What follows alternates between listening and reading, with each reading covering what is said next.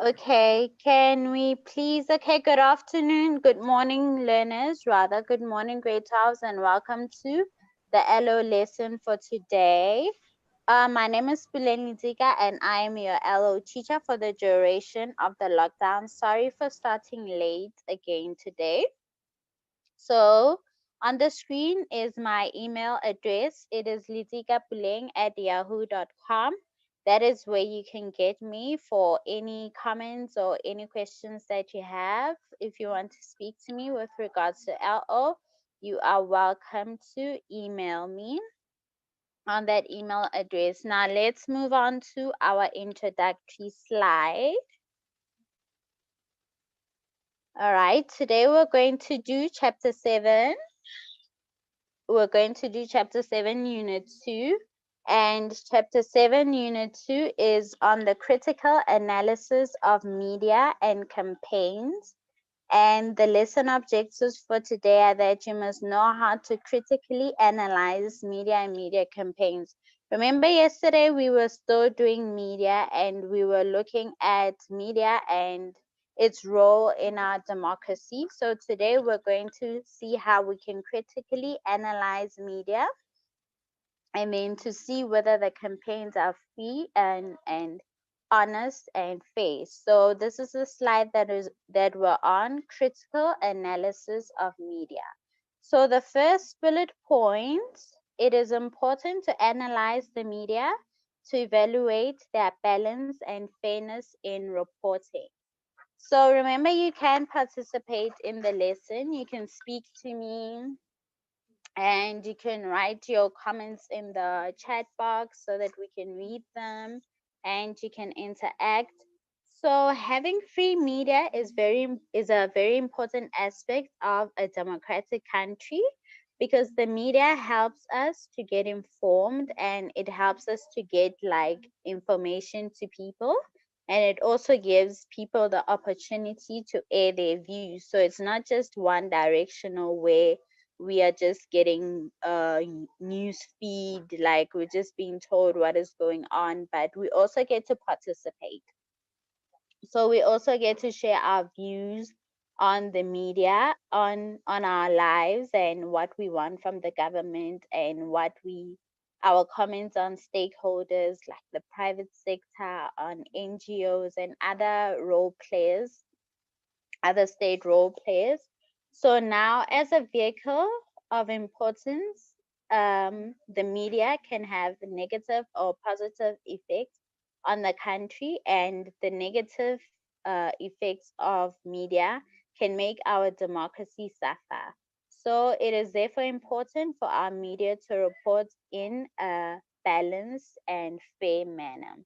So the second bullet point, pay attention to their selection of content, sources used, types of stories, level of commercial content, such as space used for advertisement, sensationalism, or the use of shocking details to cause a lot of excitement or interest, exaggeration, and accuracy. So as the media, they need to choose the topics that they share cautiously. So we want newsworthy things. We don't want to be told what a certain celebrity had for breakfast and what time they brush their teeth, which is unfortunately some of the things that we're seeing now. But we need more newsworthy things.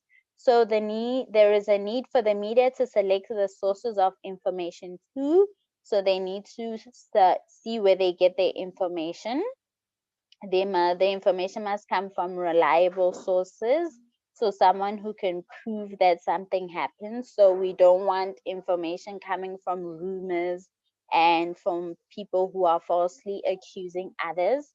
And then the types of stories run need to be newsworthy. Like I've already said, right now we need to know what is going on we need updates with regards to COVID-19.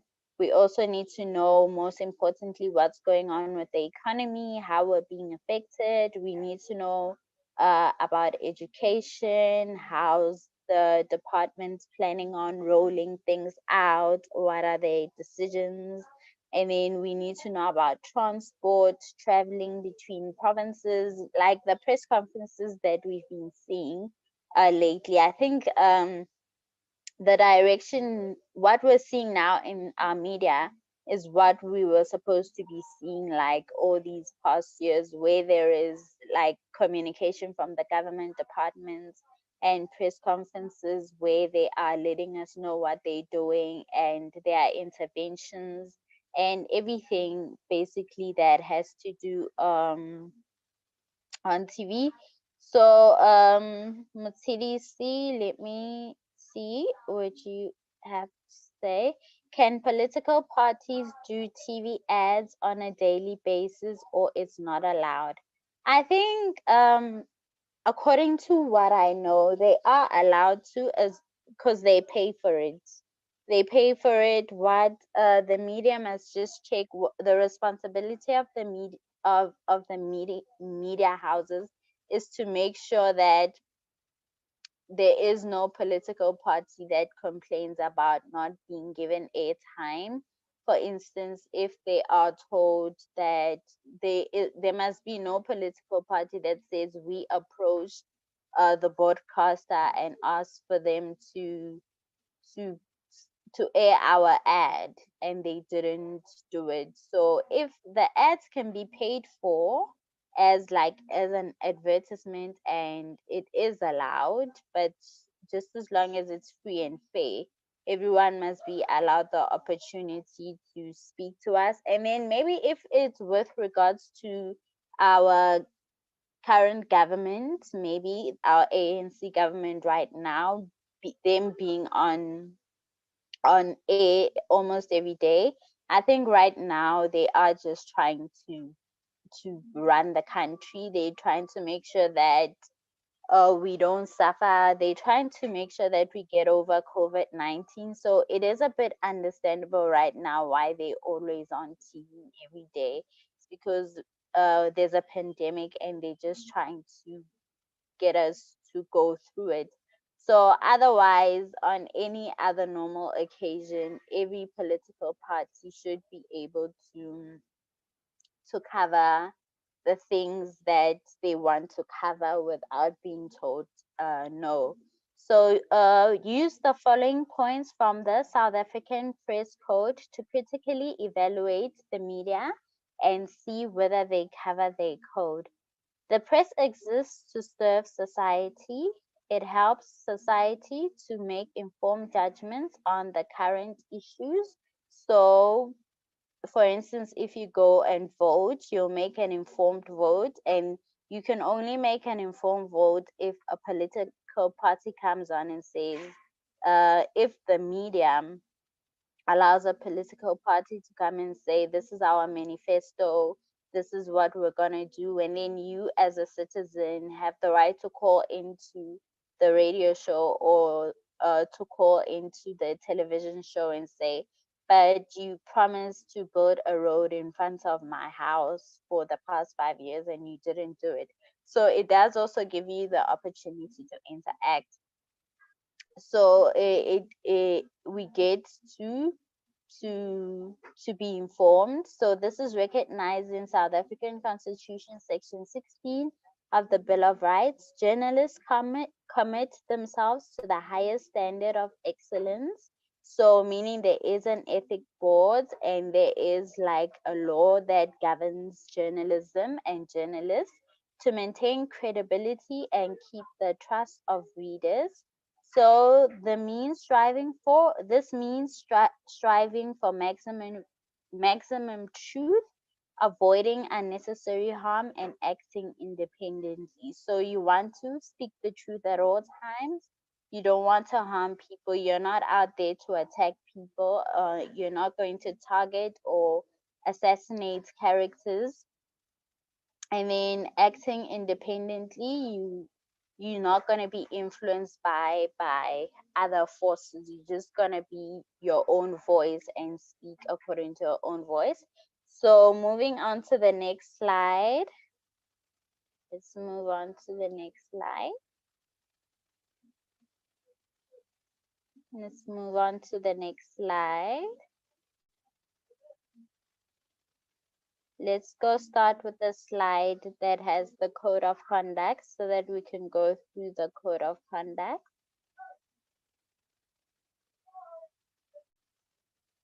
Let's move on to the next slide. The slide on, okay, we're trying to move on to the next slide. Okay, the page is on the media need to choose the topics that they share consciously, cautiously rather. They need to select sources of information carefully. The types of stories run need to be newsworthy. The narrative should not be driven by advertisers who sometimes have a big influence because of the money they spend on ads. Needs to avoid sensationalism or stories that are tabloid like. So we can move on to the next slide. Let's move on to the next slide.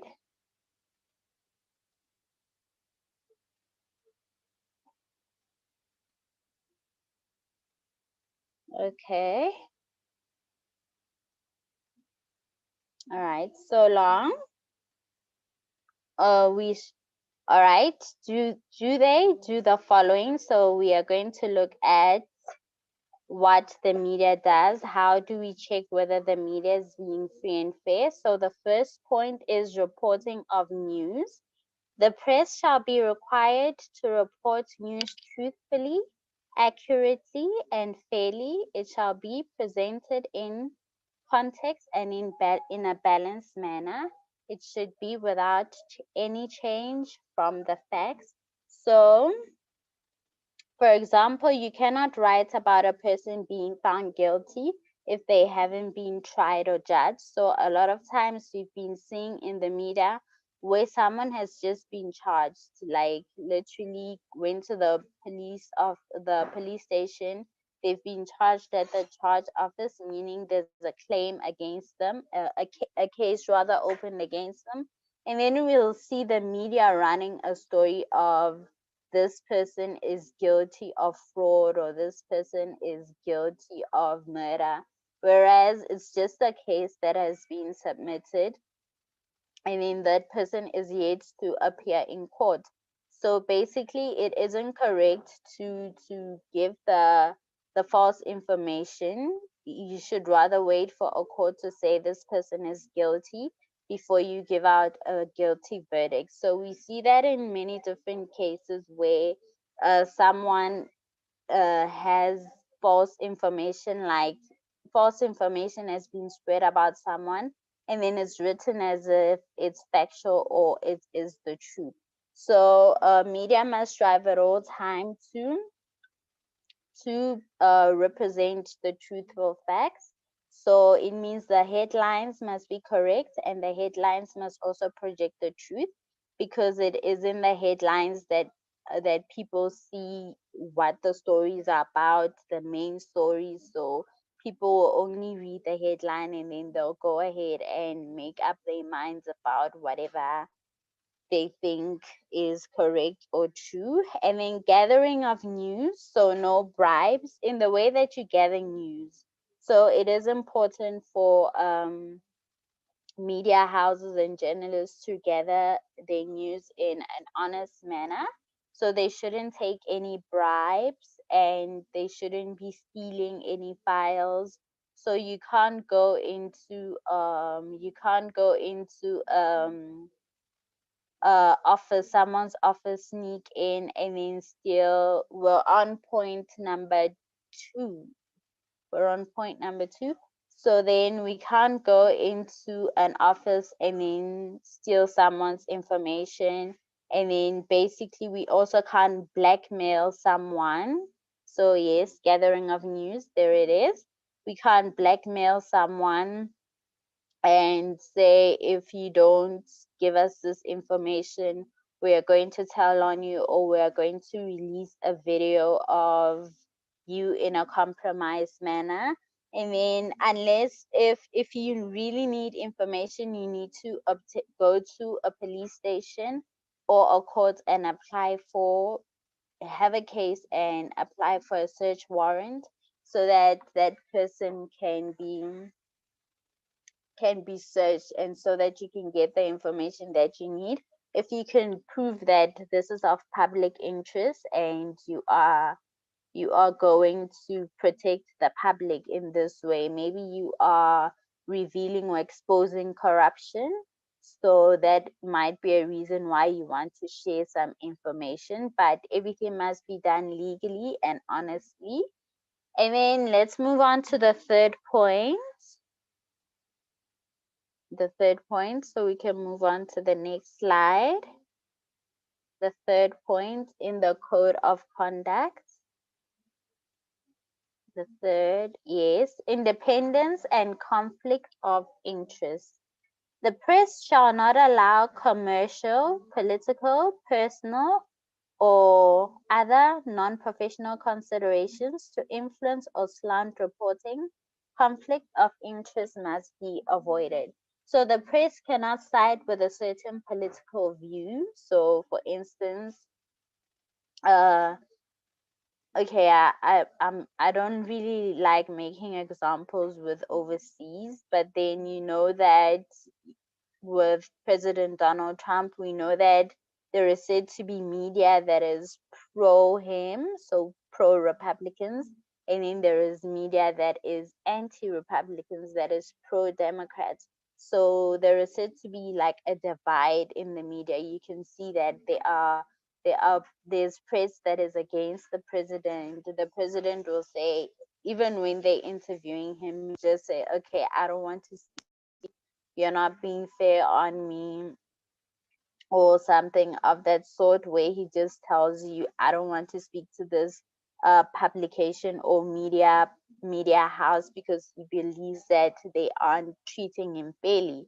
So as a media house, it is possible for you to have certain political interests, but what that does is that makes you to be a bit unfair on someone else. So I'm not gonna take any sides, but I'm saying as a media house, you should be objective and you should hear two sides of the story. You shouldn't lean on a certain perspective. And then advertisers too, you should not allow advertisers to direct the topics. So when a company is investing a lot of money, maybe they taking up a lot of advertisement space in your company, so they are the reason basically why your paper is still existing, because maybe they're spending 700,000 rand a month on advertisements. So basically what you do is you feel like you have to now listen to them, and they start giving you directions of what they want you to write and what you should or should not write about. So basically, you should avoid such things where you are now going to be asked by a certain company to write up in a certain way. So you cannot also protect your family members just because they're in trouble. So if there's a family member that needs to be addressed or needs to be handed over to be questioned, then you need to rather hand over to another journalist to cover the story. And then you cannot also offer gifts or other incentives like payments to people for stories. So again, you must protect children, and then you must protect rape victims and abuse victims, and you must obtain permission before publishing personal information. So you must ask people if you can comment before you must ask people for their comments before you go on with the to publish the stories, or you can go the legal route. And then when you go the legal route, then you can obtain permission from a court to go and ask for information. And then accusing individuals, we're on point number 6.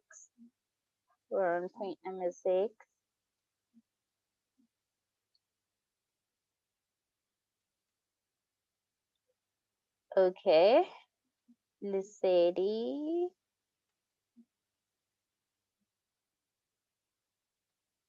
Okay, Lissetti, example of privacy, ma'am. Touching on that topic of political parties, did you know that the ANC once posed a woman used a woman to appear topless in a video to promote votes to the to the up to the party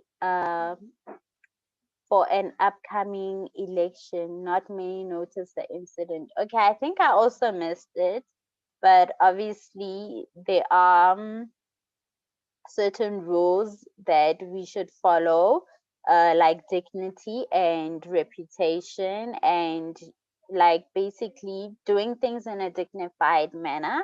I think if you are going to be a political party, you must rather win your votes with the fact that you are delivering services and you're providing for people's basic needs. And if you did maybe rule correctly and govern and manage the country in the correct manner, then you wouldn't have to go and maybe advertise your the way you run your election through something like that. So let me see. See. They might argue and say they are promoting feminism and against GBV. Yes, we have seen uh, activism like that. We've seen it even on universities where it's usually students. I think most of the time I've seen students on campus when they are protesting against gender-based violence. They do go topless, and some did go topless during Fees Must Fall. So it is a form of like petitioning and a form of protesting. So as long as that person has agreed to that, as long as that person is comfortable and that is the message that they want to spread, I think we can allow for it. So it's not someone else posting a picture of that person naked. It is me saying I stand up against gender based violence. So I am going to take my top off to show support for rape victims and gender violence victims. So I'm the one who's doing it.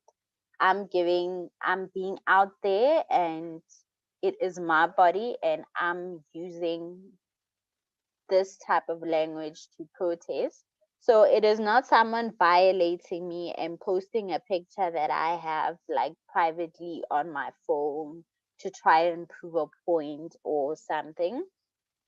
So protect children from rape, protect children, protect yes, discrimination and hate speech. Okay, let's see. And then ask permission from a person before you comment or go legal. And then dignity and reputation. The press shall exercise exceptional care and consideration in matters involving dignity and reputation. Any right to privacy may be overridden only by a valid interest. So I think a lot of this is about the way you report. When you report, you need to be honest and you need to be truthful. You need to do your research so that you can keep yourself dignified. You don't want to be known for spreading rumors and for spreading accusations, or be the publication that is always dragged to court for character assassination and defamation of characters. So you do want to do research before you publish your articles, or you air your radio show, or you air your television shows. So you need to be dignified. So body shaming followed after the Fees Must Fall protest, sorry, someone got badly body shamed. Yes, body shaming is a problem. It's a type of bullying, and it's a trolling. For me, we see it a lot on social media. Even though basically I think we are putting up a fight. There are people who are putting up a fight against it. we are not keeping quiet to people who are body shaming. So we did hear things even from comedians making comments about the bodies of the ladies that were the students that were protesting for fees must fall. So we must just remember what the reason was. We shouldn't lose sight of what the reason was for the students to protest like that. It was for making sure that schools are accessible for everyone, that fees are the fees that are charged are the ones that every child, rather it wasn't even about fees that are charged, it was about making education free for all the learners in South Africa, just like what the Freedom Charter says. So the point was, okay, oh, all right, the chat box is busy. But ma'am, we all know that that's how media houses make money, by putting other people's reputations online. Although some people enjoy being on papers, good or bad, it's called cloud. So it's that thing that all publicity is good publicity, whether you are like doing something bad or doing something good. It's all publicity. I mean, some people, they call it PR stunts too. So before you drop your album, you'll go and troll someone, or before you drop your music video, like what we've been seeing on social media over the past few days, before people sell a t-shirt or a sweater, they want to maybe do something for clout. So yeah, that is true. People do things for different reasons, really, on social media. So people do things for different reasons, and basically, yeah. So we saw on the code of conduct that is, so the media need to make sure that it is politically correct. So this is with regards to um, okay, we've got 10 minutes left. So this is with regards to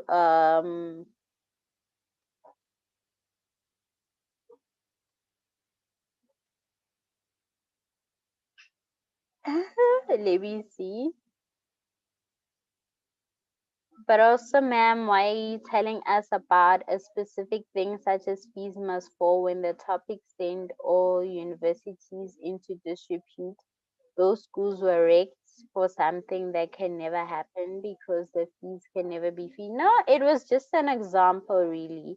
I'm not, it was just an example. I'm not like going to advocate for anything right now. I'm just covering uh certain aspects of it. So you're welcome to also share your views. So yes, there was vandalism during Fees Must Fall, and obviously we cannot condone the burning of libraries and intellectual material because it's people's research. People have worked for years on research, so we can't have libraries burning.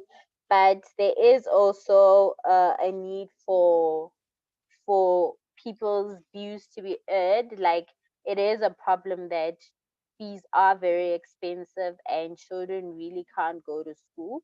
So maybe it was just a voicing out of opinions. We all come from different places in life. We can't let people who are sitting in positions of authority sit there and not hear the views of maybe poor people. So in that, I think there's always a right and a responsibility. Remember, we do have a right to protest and petition. It is something that we can do constitutionally, but we also have a responsibility not to burn and destroy our infrastructure. So, letting your views known and saying, okay, I'm from the rural areas, my parents don't have income. I'm sitting here in Joburg at a university and I don't know how I'm going to pay for my accommodation at the end of the month. And I'm definitely not going to be able to pay for my fees. So basically, you can air your views and maybe write a letter or go to the DC's office and go and have a talk to them. Maybe you can have a silent protest, or you can maybe not eat for a couple of days, or maybe have a sit in or a stay away. But when it comes to burning of libraries and destroying of burning buildings, I think that is something that we need to look at. We need to be responsible, because we are going to need the infrastructure at the end of the day. So the media also needs to make sure that it is politically correct, and then it uses acceptable language, and they are diplomatic, and they are professional. They write professionally. So we don't want to see the media being having racist tones and homophobic tones. So we do want them to write in a professional manner. And in advocacy, for example, fighting against or being the voice over a certain issue. So we do have media houses that you can see that they're clearly advocating for something. So you can see that they are clearly a voice for something. For instance, if I may make the example of Amabungani, I know recently they were trending online like they always do on Twitter. So basically, they are known for fighting corruption. They're always the ones revealing the emails and revealing the interviews, and actively they are voice for fighting corruption in the country. And then there are shows like that will be based on targeting GBV. So there will be media houses that are like, you'll see that they're advocating for defending women who have been raped and abused. And then you will see feminist issues too. For instance, there are magazines like Destiny, True Love, and Bona. Those were targeted, clearly targeted towards women. So some may have the man issue, the Destiny man, or a male line of male products. So, but basically, there are publications and media houses that will target certain issues. But then the problem is they need to make it clear that this is their opinion, and this might not always be factual. So they might not always be factual, because sometimes when you're raising your opinion, it is just that, your opinion. So in instances where you're writing an article, or you are on radio or on TV, you must say, this is my opinion, and not state an opinion as a fact, so that people must know that this was researched, this is a fact, and then this is just my view. And then the press can be there to represent, question, criticize, share an opinion, debate, but it must all be based on facts. So this for me is communicating and just being proactive, just making sure that things aren't like, we aren't a dull democracy where there's no communication and there's no conversation. Immediately when there's no conversation, then that means we are as good as dead, really. There should be communication at all times. Democracy is as healthy as the people's ability, or the people's rights to express themselves, and the people's rights to say to the government, we don't want this, and the people's rights to say, we need the government to change, or we need to be allowed to be given, like, maybe we want more space to be able to create jobs for ourselves. We need to be There needs to be less red tape for people who want to be entrepreneurs. So not everyone wants to be dependent on the government. Some people will just want the government to make the environment healthy for everyone to be able to be economically active. So yeah, the press can be there to represent people's views, people who are marginalized. They can there to be questioned, to question when there are people that are being treated unfairly. Like I know during I think before lockdown, there was a woman who was living inside an electricity box. I think it's somewhere in the Free State.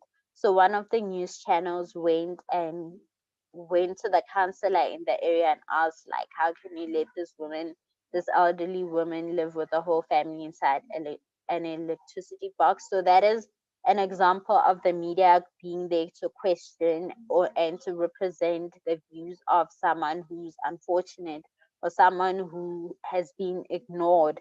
So again, to share their opinions too on what a healthy democracy is and to raise debates. There are debates on different news channels, and then everything must be based on fact.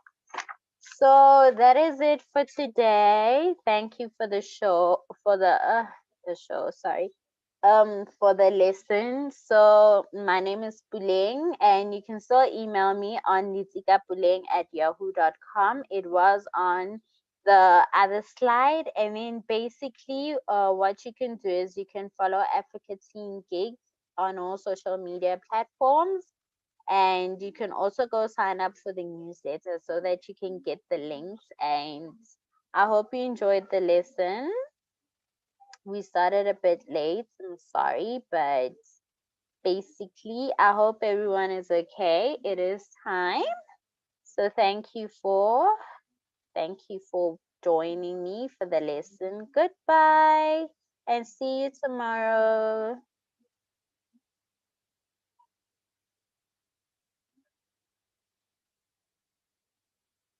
Sadie, let's see.